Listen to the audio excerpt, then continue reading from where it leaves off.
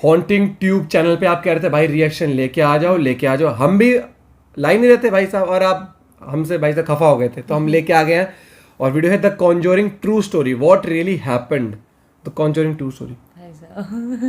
तो भाई फटेगी। Thank you guys for suggesting this video. तो साथ में एंजॉय करते हैं, डर लगे तो डर के आगे तो ऐसे मुझे उसके नाम से एकदम वो पता है कौन सा सीन आ जाता है, जो कबर्ड पे ऊपर नहीं बैठ रहा था, यूं करके बैठा रहता है अजीब सा। भाई ईयरफोन लगा लो कान में, और ओरिजिनल वीडियो का लिंक डिस्क्रिप्शन में, जाके और भी वीडियोस चेकआउट करना। हॉन्टिंग ट्यूब अमेजिंग चैनल पे नए प्लीज सब्सक्राइब।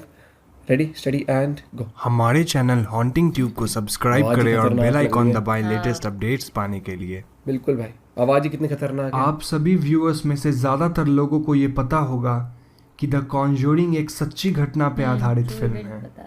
इस फिल्म में एक हंसता खेलता परिवार एक घर में रहने के लिए आता है जो कि भूत पिशाच और आत्माओं के चपेट में था। हालांकि फिल्म में जो बातें दिखाई गई हैं वो कुछ हद तक सच हैं, लेकिन उन घटनाओं की एकदम पक्की जानकारी शायद बहुत ही कम लोगों को है। तो आज हम इस वीडियो में अपने सभी व्यूअर्स को द कॉन्जूरिंग की सच्ची घटनाओं से रूबरू कराएंगे।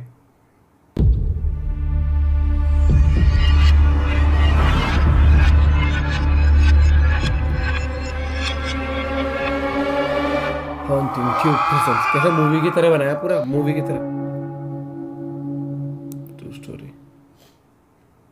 सन 1970 में ठंड के मौसम में रॉजर, उसकी पत्नी कैरोलिन और उनकी 5 बेटियां एक फार्म हाउस में रहने के लिए रवाना हुए जो कि हैरिसविले रोड आइलैंड में स्थित था। ये फार्म हाउस 200 एकड़ में फैली हुई थी और स्थानीय लोग इसे ओल्ड आर्नोल्ड स्टेट के नाम से भी जानते थे। इसे सन 1736 में बनाया गया था। 1736। साथ ही रॉजर और उसका परिवार ने यहाँ 10 साल गुजारने का निर्णय लिया था, लेकिन उनके वहां जाने के कुछ ही दिन बाद से उन्हें वहां वास करने वाले आत्माओं का एहसास होने लगा था। ऐसी कई छोटी छोटी घटनाएं हुई जिससे ये साफ साबित हो रहा था कि वो फार्म हाउस किसी अलौकिक शक्ति के चपेट में है।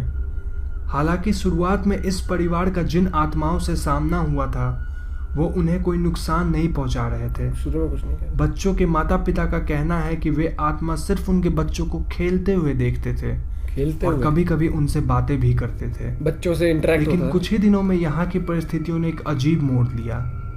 रॉजर और उनके परिवार के घर में ढेर सारी असाधारण घटनाएं घटने लगी। खास तौर से रात को यहाँ बहुत अजीब सी डरावनी आवाजें आती थी। क्या सीन लगा होगा। घर में दीवार पे लगे फोटोज का अपने आप गिर जाना, सामानों का जगह बदल जाना, यहाँ तक कि कई बार बच्चों की बेड हवा में तैरने लगती थी। इन सारी हरकतों से ये परिवार काफी घबराने लगी।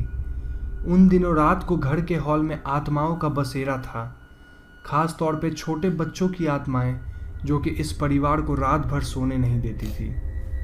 सब कुछ फिर भी काफी हद तक नियंत्रण में था, लेकिन उसके बाद अचानक से एक ऐसी आत्मा का यहाँ आगमन हुआ जिससे ये घर बहुत ही ज्यादा भूतिया जगह में तब्दील हो गया। ये रूह जिस औरत का था उसका नाम बशीबा था। बशीबा ने बच्चों की मां कैरोलिन को अपना निशाना बनाया और उसे शारीरिक रूप से चोट भी पहुंचाने लगी। माना जाता है कि बशीबा ने ये सब द्वेष में आकर किया। कैरोलिन के लिए ये समय बहुत ही मुश्किल का था क्योंकि बशीबा उसे रात भर जितना हो सके उतना चोट पहुंचाती थी। एक ऐसा भी समय आया जब इस आत्मा ने कैरोलिन को बीच रात में नींद से उठाकर शैतानी आवाज में जोर जोर से घर से बाहर जाने को बोलने लगी। ऐसा करते वक्त वो ठीक कैरोलिन के ऊपर बैठी थी। इस परिवार द्वारा बताया गया है कि ये रूह देखने में बहुत ही ज्यादा डरावनी थी और इसका सर गले की बाईं तरफ लटका हुआ रहता था, गले की बाईं तरफ, मानो कि जैसे गर्दन को मरोड़ कर तोड़ा गया हो। कैरोलिन ने ऐसा भी बताया कि वो उसे सुई या फिर वैसे ही कुछ नुकीले औजारों से बार बार चुभाती थी और कई बार उसके बिस्तर को जमीन से ऊपर हवा में तैराने लगती थी। ऐसा कुछ दिनों तक चला और उसके बाद अचानक से ये सब होना बंद हो गया। बशीबा अब कैरोलिन को नुकसान पहुंचाने के बजाय उसके शरीर को अपने काबू में करने लगी थी। वो उसके शरीर पे अपना अधिकार जमाने में धीरे धीरे कामयाब भी होने लगी थी। अगर हम बशीबा की निजी जिंदगी में झांकने की कोशिश करें जब वो जिंदा थी तो हमें इस पहलू की हर एक कड़ी जुड़ती हुई दिखती है। बसीबा थेयर का जन्म सन 1812 में रोड आइलैंड में हुआ था। 10 मार्च 1844 में बसीबा की शादी जडसन सरमन से हुई और वो लोग अपनी शादीशुदा जिंदगी बिताने आर्नल्ड स्टेट में आए थे। बसीबा को एक बेटा था जिसका नाम हर्बर्ट एल शर्मन था। ऐसा बोला जाता है कि बसीबा के 3 और भी बच्चे थे जो कि बचपन में ही रहस्यमयी तरीके से मृत अवस्था में पाए गए थे। बचपन में मर गए। इन सारी घटनाओं के कारण गांव में ऐसे चर्चा होने लगी थी कि बसीबा एक डायन है जो कि अपने ही बच्चों की आहुति देती है। पहले जमाने में कहते थे आत्माओं को शैतान के हवाले करती है। ये बातें इसलिए भी फैली जा रही थी क्योंकि जब बसीबा की एक बेटी मृत पाई गई और स्थानीय पुलिस कर्मचारियों ने जांच की तो उन्हें पता लगा कि उस बच्ची के सर पे किसी ने जोर से सुई चुभोई थी जिसके कारण उसकी मृत्यु हुई। इस सब के बावजूद बसीबा के खिलाफ कोई सबूत नहीं मिला जिसके कारण कोई उसका कुछ नहीं बिगाड़ पाया। सन 1885 में बसीबा की मृत्यु हुई। उसने खुद को फांसी लगाकर अपनी जान लगाई थी। उसने ऐसा क्यों किया ये शायद कोई भी नहीं जानता। इस तस्वीर को आप सब गौर से देखिए क्योंकि ये बसीबा की तस्वीर है। लोगों का मानना है कि वो औरत जो बीच में किसी तरह का मास्क लगाए खड़ी है शायद वही बसीबा है। तो अब जबकि आप सब बसीबा के बारे में जान चुके हैं, ये पता आपको ये अंदाज़ा लग गया होगा कि क्यों वो कैरोलिन को सुई चुभोती थी और क्यों उसकी गर्दन बाईं तरफ लटकी हुई थी।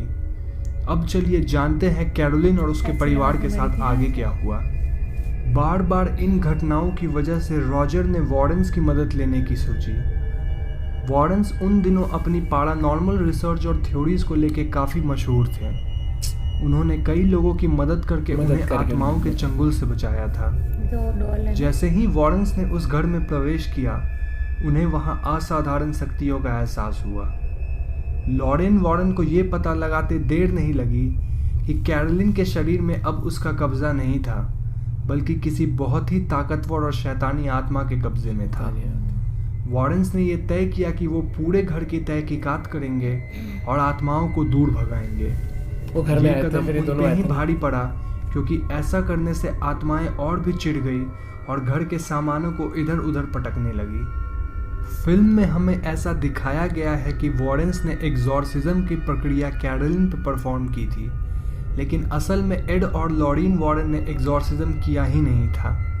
उन्होंने सांसे नाम की प्रक्रिया का इस्तेमाल किया था जिसकी मदद से कोई भी मरे हुए लोगों की आत्माओं से एक कांटेक्ट बनाकर उनसे बात कर सकता है। कैरोलिन की सबसे बड़ी बेटी एंड्रिया ने यह साफ साफ बताया है कि वॉरेंस ने उस रात सांसे की प्रक्रिया का सहारा लिया जिससे स्थिति बद से बदतर हो गई। उन्होंने एक ऐसी रहस्यमयी दरवाजे को खोलकर आत्माओं को बुलाया जिसे वो कभी वापस बंद ही नहीं कर पाए। इस सब घटना के पश्चात एंड्रिया के पिता रॉजर ने वॉरेंस को घर से बाहर निकाल दिया था। आर्थिक कमियां के कारण कैरोलिन और उसका परिवार अगले 7 साल तक इस घर को छोड़ नहीं पाया और इन घटनाओं से जूझता रहा। उसके बाद उन्होंने इस घर को छोड़कर जॉर्जिया नाम के शहर में अपना नया घर बसाया। लेकिन दुर्भाग्यवश ये असाधारण घटनाएं उनका पीछा नहीं छोड़ी और जॉर्जिया में भी उनके परिवार के साथ कुछ न कुछ अनहोनी होती रही।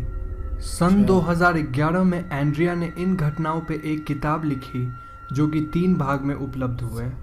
इस किताब का नाम house of darkness house of light है। 2013 में फिल्म द कॉन्ज्यूरिंग आई जिसका निर्देशन जेम्स वॉन ने किया था। ये एक छोटी बजट की फिल्म थी जिसकी लागत करीबन $20 मिलियन थी। इस फिल्म को काफ़ी सफलता मिली और सभी देशों में मिलाकर इसकी कमाई करीब $300 मिलियन हुई। जब ये मूवी बन रही थी तब लॉरेन ने इसकी सेट पे जाके अपनी सलाह दी थी ताकि इस फिल्म का वास्तविकता से संबंध जुड़ा रहे। तो दोस्तों आज के इस वीडियो को हम यहीं समाप्त करेंगे। हमें उम्मीद है कि आप सबको ये वीडियो काफ़ी पसंद आई होगी। अगर ऐसा है तो इस वीडियो को लाइक और शेयर करें। लाइक शेयर करो और सब्सक्राइब करना मत भूलना। तो मैं बड़ी मुश्किल से बोलती हूँ, पता है। गजब हॉन्टिंग ट्यूब। और ये मूवी ऐसी है ना जिसको भुलाए भी नहीं भूल सकते तुम। देखिए हॉरर में जैसे एनाबेल हो गई, कॉन्जरिंग, ये कुछ ऐसे मूवीज हैं जो भाई एक डेड साइलेंस कर, किसको याद है डेड साइलेंस, कमेंट करके बताना। डेड साइलेंस भी बहुत वो खतरनाक थी। मेरी शौक के बच्चे नहीं हाँ खतरनाक पुतले थे। पुतले थे भाई।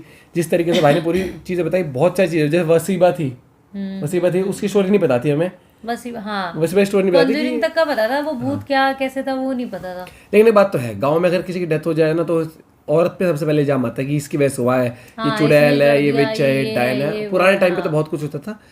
तो अब उसकी आत्मा भटकनी, और कितना डिफरेंट है मूवी उससे। तूने देखा, हमें लगा था एक्सोर्सिज्म होते हैं, नहीं बल्कि एक्सोर्सिज्म नहीं होता, वो उससे बात वो उससे बात कर, लेकिन फिर उन्होंने उनको मना कर दिया, जाने को कह दिया, पैसे भी नहीं थे उनके पास, फिर वो 7 साल उसी घर में रहे।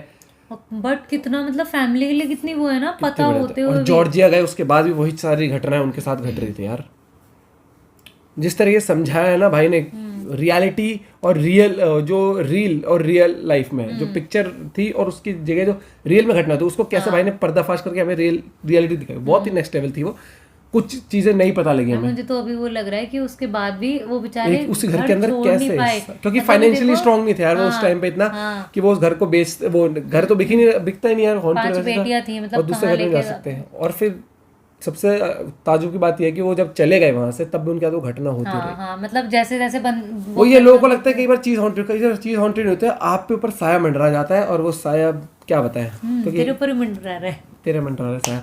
लेकिन भूत पिशाच है भी नहीं भी है, हर एक चीज़ पे हम कुछ नहीं कह सकते, क्योंकि जिसने एक्सपीरियंस किया वो मानते हैं, जिन्होंने नहीं किया वो नहीं मानते हैं। वैसे ही है, बिलीव करने में है सारी चीज़। लेकिन हम ये कहेंगे सावधान रहो, सतर्क रहो, वरना सावधान इंडिया में अगला नंबर आपका हो सकता है, फीचर हो सकता है सावधान इंडिया में। तो भाई thank you guys haunted YouTube channel बारे में बताने के लिए, और भी भाई की किन वीडियोस पे आपको रिएक्शन चाहिए बताना जरूर कमेंट करके। मिलते हैं नेक्स्ट वीडियो एंड ब्लॉग में, till then bye, have a good day, take care.